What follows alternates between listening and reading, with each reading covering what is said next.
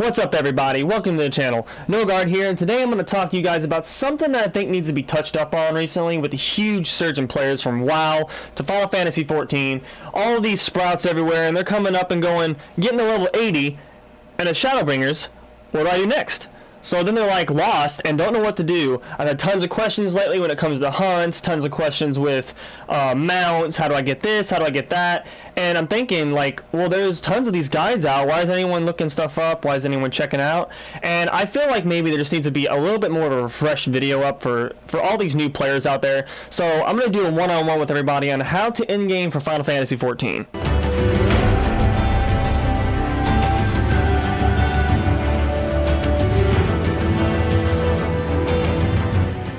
After you get to level 80, you feel like, okay, I got my class all done, I'm ready to do the in-game dungeons, I'm ready to do the raids, but then where do I start to get my gear? So obviously, if you're level 80 ready, and you've done all these other parts of the game, Stormblood, Heavensward, and you've done all the gear upgrades with tombs, you're going to be doing the same thing that you were doing before, and this time you're going to be going for the current tombs, which is Revelation. And you turn those in for getting them from dungeons, running your roulettes. It's really easy. You're going to be going for the Crippler gear currently for your sets, depending on what you want to wear. I'm not going to focus too much on like BIS, like complete BIS for like what you're supposed to wear, because most of the time you're usually pretty okay wearing just a full set of Crippler, depending on what class you're playing. Next up on the list is hunts. Now, a lot of people always ask questions about hunts, and they're always getting a little bit confused about them. Basically, it's just a big group of people running around killing monsters in just big instances that pop. And the way it goes about is just a group of people that scout out these monsters on a timer where they reset, and then you get everyone together on that world, or any world now, and just go out and kill the monsters, and you get these sacks of nuts that you turn in for either upgrades for your gear, mounts, minions, materia, all kinds of stuff. And it's kind of one of the big focus points of Endgame right now. The best way I feel about doing hunts is I recommend you join a Discord called Centurio Hunts. I will leave a description down below to join it if you want to find it. It has an amazing amount of individuals in it. Everyone's always looking for hunts, setting up trains, scouting for monsters, everything you can think of. They're always setting up a spot in a different world, or your world if it sets up on there, and they link a spot to meet up at. And then you go there, and there's about probably 150 people that you're going to be going around killing monsters and getting nuts for. Now, this is the best way you're going to be able to get your hunts done. You're going to be able to get your tombs maxed out within the first reset week after Tuesday. You're going to be able to max out your nuts faster than you can think, be able to get all your gear upgrades, everything you can think of. Now, I'm going to talk a little bit about how to properly set up for hunts. Now, a lot of people that go into hunts, it's a little bit overwhelming at first because the settings are just atrocious. They're crazy. The first thing I want you guys to know that to fix this is you're going to want to go into your settings to change up the amount of minimum item quantity for people that you can see on screen. Now, the way that you're going to want to do this is you're going to want to go into your settings on system configuration and go to other settings tab. You're going to find this set towards the bottom. You're going to want to go over to display limits, character and object quantity. You're going to have a setting for normal, medium, heavy, maximum. It's going to be the best way you're going to be able to limit how many people you see on screen or just objects in general. And it's so nice. It makes it so much less frame-wise heavy on your PC in-game. Not going to be so much lag going on. It's going to be a lot smoother. Now, another setting that you're going to want to go into and change is going to be in character configuration, and you're going to find it in the control center settings. In control settings, you're going to be on the top tabs on general target filters, and you're going to want to go over to character tab. On the character tab, you're going to be finding battle effects settings. Now, in the battle effects settings, you're going to either change them to show all, show limited, or show none. Now, I recommend in hunt trains, you're going to be wanting to do show none on probably everything apart from your own. That way, it doesn't show any of the crazy effects because there's going to be people all over the place doing everything you can think of, killing these monsters. The last setting I want you to change is going to help a lot is you're going to be wanting to go into display name settings under character configuration. Now, in this category, you're going to be going down over to own and others and being able to change your names and turn people's names on and off. Now, I'm going to also show you how to set up a quick macro for this because it's a lot easier to be able to turn on and off instead of going into your settings constantly and having to change it every time you have to do a hunt train. Now, for these macros, they're going to be setting up your display names, and it's really handy. You're going to be putting it exactly as it is / nameplate disp all 4, and then the other one will be nameplate disp all all one. Now obviously it says nameplate display, but this is just to abbreviate it, and it makes it a lot easier. These macros are going to turn names on and off at will wherever you are. It doesn't matter where. There's also a way to do it and set it up for parties also, just so it only shows the names in your party as well, if you want to help with that. To do that, you're going to want to have name display party 1, and that's going to be basically turning it on for everyone in your party. Now these numbers obviously go to whatever settings are in your settings, and that's how it changes them on and off. So I hope this helps you guys in terms of everything for setting up the smooth hunt trains, making it so much nicer, not crazy heavy on your game, messing up your frames or anything like that.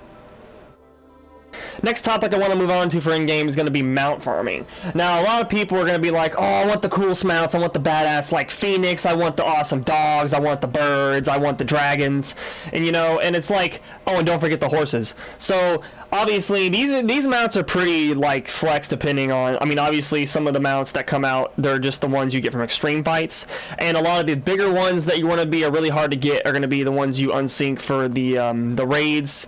Those are going to be really good ones. A lot of those are really cool. You got Omega, you got Alexander, you got all the ones from the new Eden now that's out. I don't want to show too much of those because it's kind of a spoiler. The best way I go about doing these, honestly, is you can, for all the horse ones, you can solo those, most of them, if you're level 80 already. I prefer either a tank or a really high DPS that has some kind of utility that can help you out, or have a buddy help you even with a tank or a healer. That'll work just fine.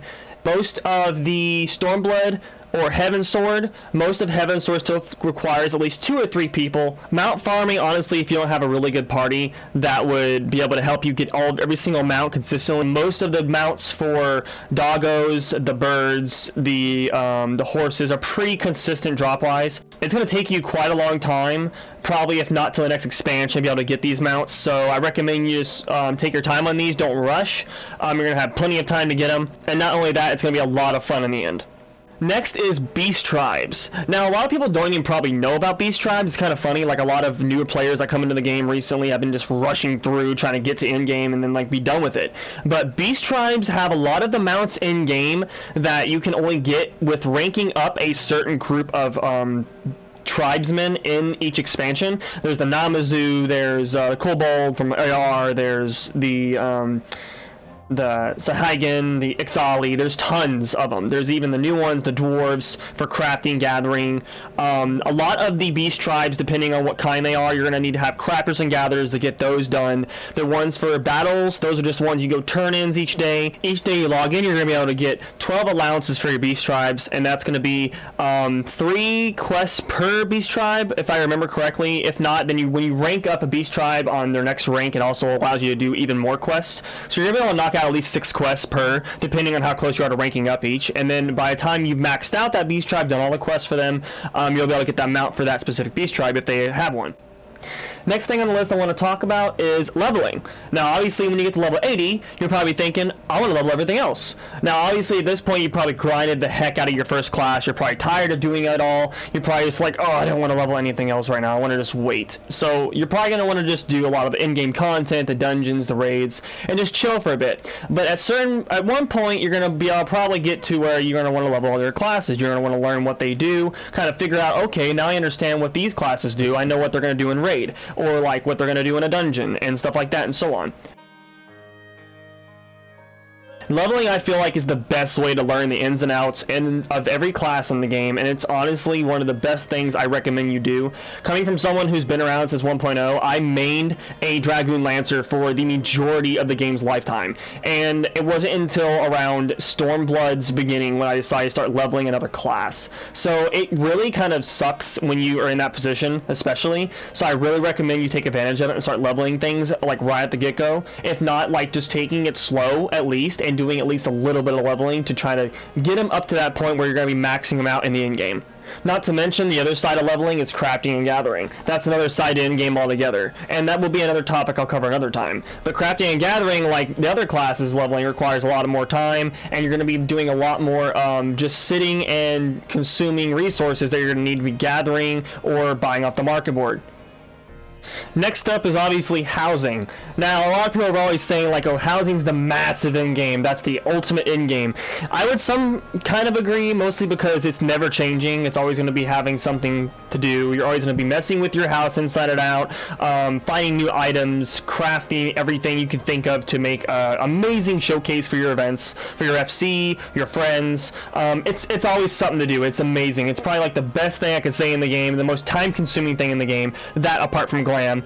Now, obviously, with that said, housing is really hard right now because of the system with getting a house in general, with how many players there are, and just the fact that it's so expensive to save up your gil to get one. But in the end, it's really worth it and an amazing experience to have when you get one. Next up on the list is Glam and Squadrons. Now, Glam and Squadrons, this is a pretty big part of the in-game, I feel like, honestly, because not a lot of people talking about Squadrons, and Glam is kind of right next to it. Glam is always going to be that never-changing thing in the game where you're going to be going into your dressers, getting stuff from dungeons, constantly changing up your gear and everything. I want to touch up on one small tip on Glam that I want people to really get a grip on.